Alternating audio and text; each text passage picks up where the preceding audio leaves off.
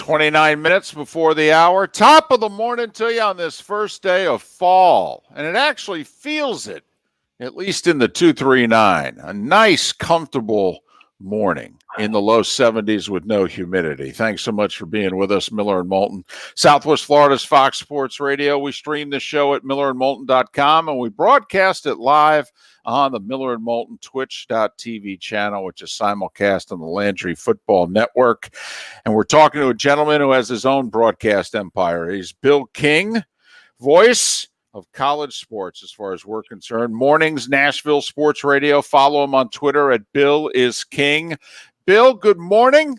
How is life in the pursuit of happiness these days? All good, guys. All good. Nothing changed for me, man. All good. What have been your thoughts? I made the comment yesterday. It's been hard. You know, I know you don't watch Sundays. I know you're a Saturday guy. The last 2 weeks have been tough, Bill. How have you taken in the first 2 weeks of what has been this college football season? I really didn't know how I would react, but it's been typical for me. I have not been weirded out at all with the lack of people in the stands. The noise, the fake piped in noise really has not bothered me. I've just been watching college football like it's college football. Now, do I miss to date the SEC and the Big Ten? Yeah, that's about to be remedied, as we know, beginning this weekend. But it's been fairly just like any other year for me, and I really didn't know if that's the way I would feel or not. But to date, that's been the feel. Bill, what do you think of the Canes? You know, they had those 2 months in 2017, but otherwise, for most of the last 15 years, you know, they've been mediocre. They've been a disappointment. You know, those of us in this neck of the woods, we want to start cannonballing into the deep end of the Kool-Aid pool. Where are you? Cautious. I like what I see, but cautious, because they haven't been relevant really since 01, 02, right in there. And so we're going on 2 decades. A lot of disappointment, a lot of promises, a lot of new coaches. And we've gotten very little in return for the promises, right? But to date, with D'Eriq King and the way that offense is playing and the new coordinator on offense and the talent they've got, it looks exciting right now. Nobody is coming close to Clemson, but I like what I see to date. I'll give you that. On that same note, Notre Dame looked good, but they played Duke and USF, and we just saw Duke get destroyed by Boston College. Are they good, but just not dynamic enough? It's probably about the best way to put it. I've watched both their games. The Duke game, and again, game one, don't make too much of it, but first half they got beat at the line of scrimmage, which was the area where they clearly should be dominating in that kind of matchup. Now, it worked out, and they weren't going to lose that game. They beat USF. Now, they were about a 27-point favorite in that one. Don't make too much of that. But they've got 2 really good young running backs, Kyron Williams and Chris Tyree. One's a redshirt freshman. One's a true freshman.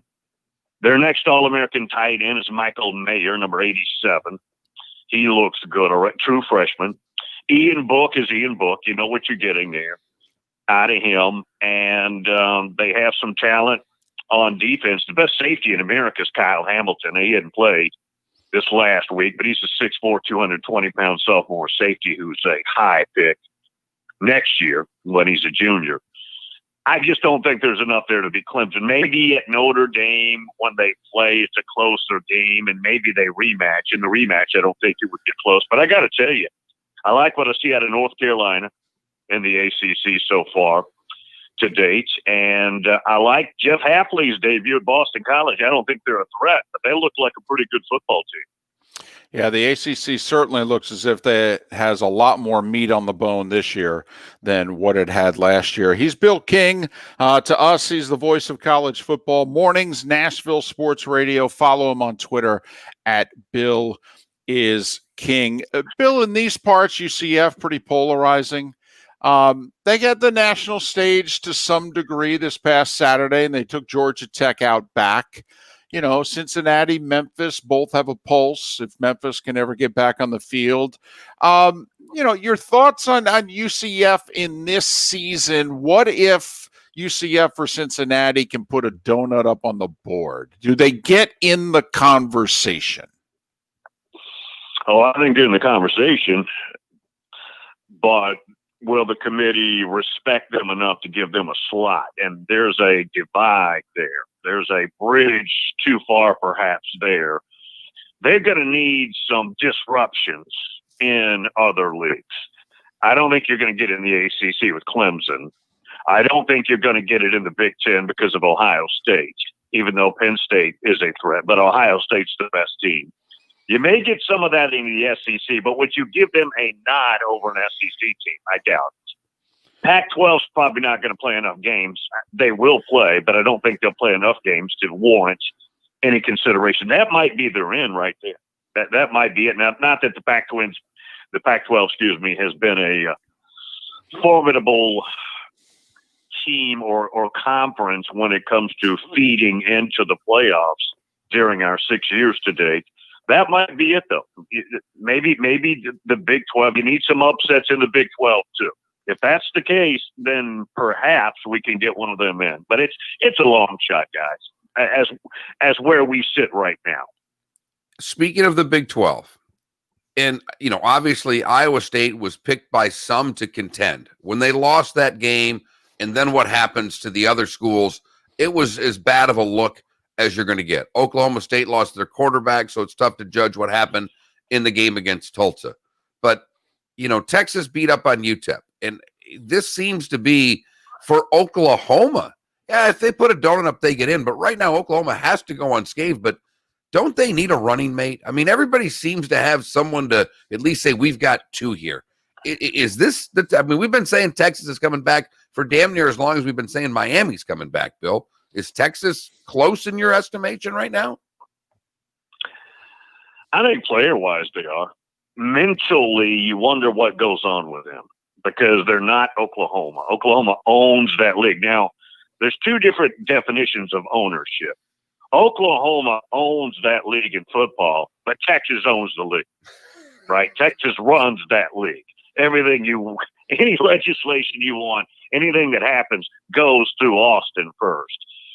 So it's kind of interesting, but there's something wrong with Texas historically since 2009, let's say, when they were in the championship against Alabama, where they just mentally don't seem to be able to get past either Oklahoma or upsets against teams that are inferior to them.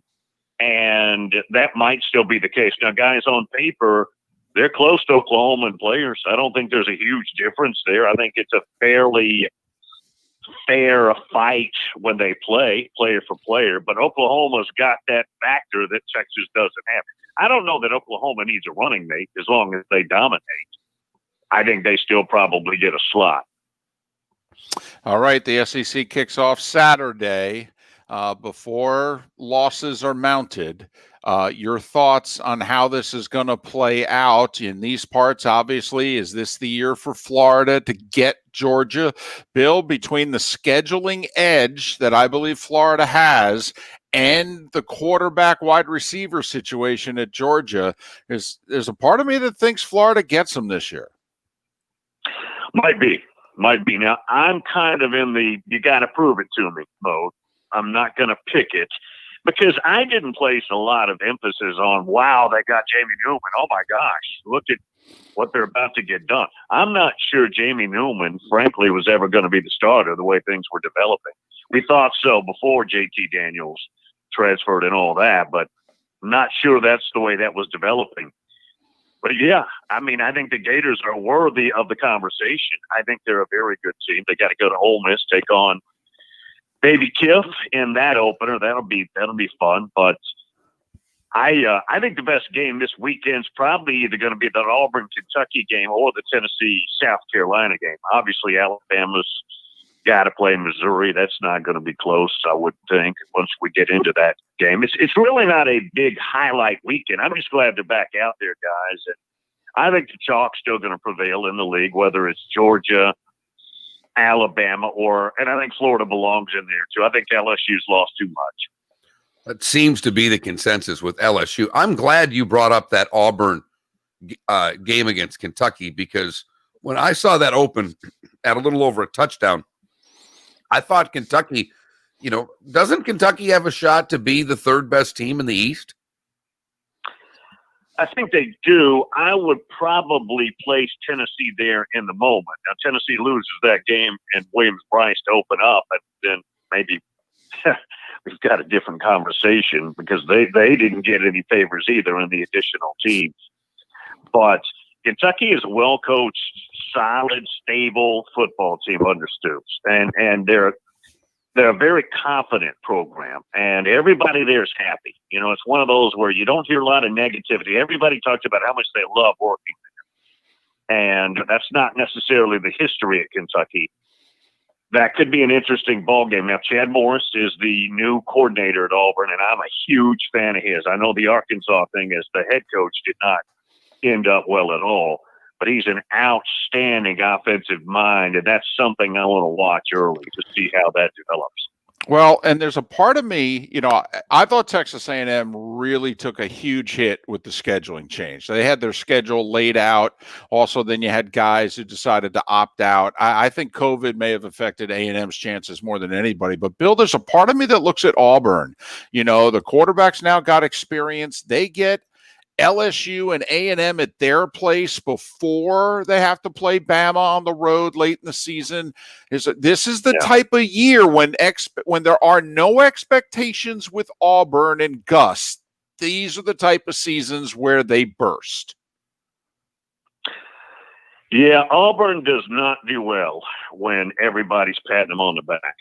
And I don't know that that's happening this year to them, but they're better off when they can sit back a little bit and watch it all transpire, and then have that one big upset, whether it's the Alabama game, what have you. I don't know if they're good enough for that this year. Now, one thing to note real quick, guys, with Alabama, a lot of people are bragging on Mac Jones, and I think he's a decent to solid quarterback. I don't think you can win a national championship with him. And I know that they haven't always been quarterback-centric at Alabama. Some years they're just a table setter type of quarterback like a McElroy. Some years you may have a super player like Tua. But I think Bryce Young, the freshman out of California, has to take over at some point if they're going to be the last team standing. And I'm not sure what they're doing with the depth chart right now, other than Mac Jones is going to start. But I'm not a believer ultimately in him. Bill, quickly, don't you think that Nick almost held on too long before putting Tua in, that he won't make the same mistake with this kid, that he'll put him in sooner rather than later, because he nearly lost Tua? Probably, yeah. This kid is dynamic, man. He is, I don't think he's 6 feet tall. He's probably 5'10", 5'11". He's got a cannon for it all. He can run around like crazy. He can beat you in the running game. And they've got all the other parts, offensive line, plenty of running backs, very good wide receivers, not maybe like they're used to being at tight end, but that doesn't really matter for them.